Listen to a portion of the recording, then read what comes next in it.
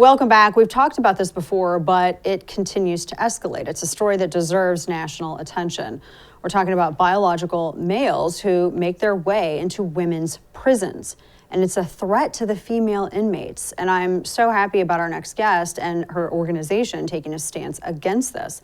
Joining me now is Lauren Adams. She is the legal director at the Women's Liberation Front, also known as WOLF. They're suing the California Department of Corrections to restore single-sex prisons. Lauren, thank you so much for being here and fighting on behalf of these female inmates who don't need, I think, this added on top of, they're incarcerated, they're serving their time, and this is just not, this wasn't included as part of sentencing.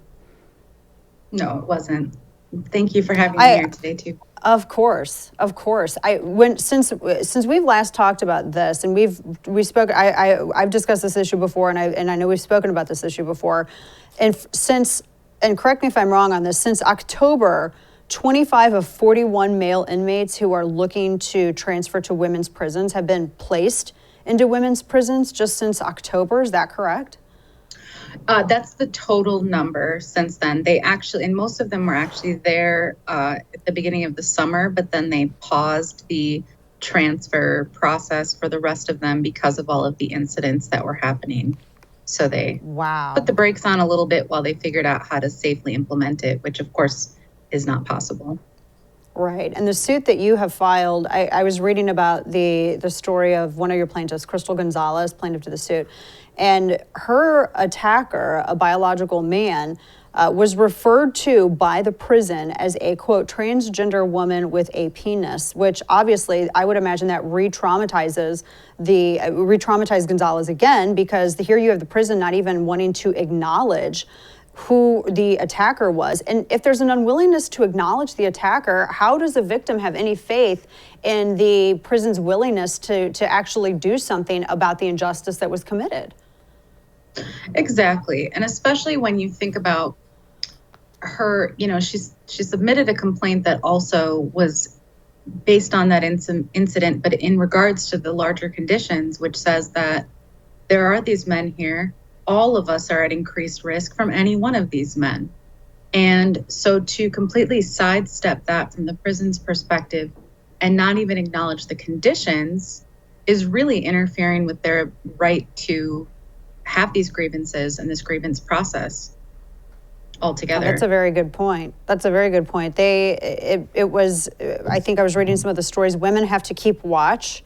One of the prisons, as I understand it, was thinking about cutting down the trees in the yard because they could be used by the male inmates as a way to obscure line of sight and carry out, assaults or attacks against women, which instead of just taking the trees out, the common sense thing would be to put the men in the male prisons with the other male populace.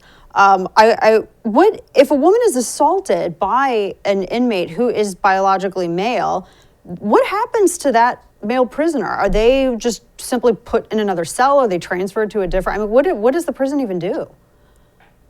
That's a great question. And it's not always a consistent response. So right now, so what happened with Crystal, she disclosed immediately to a staff member and was told that she would need to,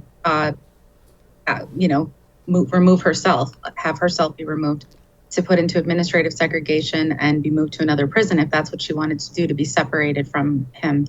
And so she said no, she didn't want to do that. And once we got involved and they began to take the complaint more seriously, they did take him and remove him from her unit, but he is still there. Oh my gosh. And from what I understand, prisoners can be they can choose their gender ID when they're selected for placement. And what do they take into account before a male goes up and says, I identify as female, I want to be housed with female inmates? Is there any, because it sounds like it's just if they say, it's just like their word and that's it. That's all that's used as the measure for placement. That's a great question, and we're really looking forward to finding out what their processes are during discovery of this case, because they have not been straightforward. We know that there's a committee. There's a whole laundry list of things they cannot take into consideration. They cannot take anatomy into consideration. They Oh cannot take whether or my. not they've had hormones. Yes, it's in the law. They're not allowed to make decisions based on anatomy or That, sexual orientation, which sounds nice, but it means that you can't say, oh, you're a man who's attracted to women, so maybe it's not the safest place for you to put. It's that's endangering the women inmates. most of them do I'm have, most of them haven't had surgery. Almost none of them have.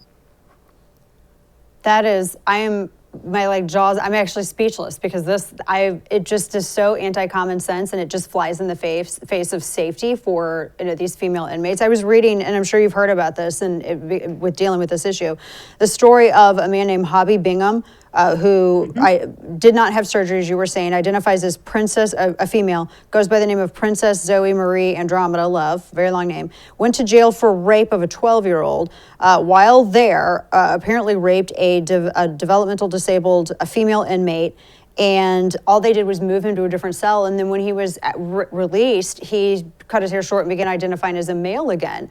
And nothing. All they did is apparently move him to a different cell. Meanwhile, he's still there with the woman that he was traumatizing.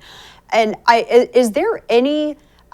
Is there? And I know that's what you're doing right now, but there's a law in the books that protects the males and how they choose to identify in the placement, but it doesn't seem like there is an existing law to protect the women who are being housed here from these horrible consequences of this policy by the state.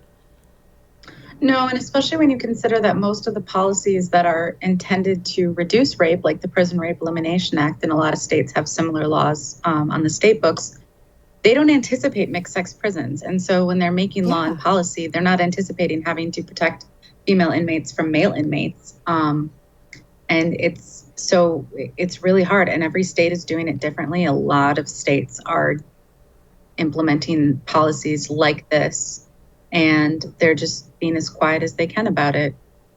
My goodness, Lauren Adams with Wolf Women's. I know we're running out of time, but I have a million questions for you. I would love to have you on again because I want to follow this case because I'm shocked at this, and it just seems, well, because it is unfair. I mean, it's a legalized inequality where it concerns women in prisons, absolutely.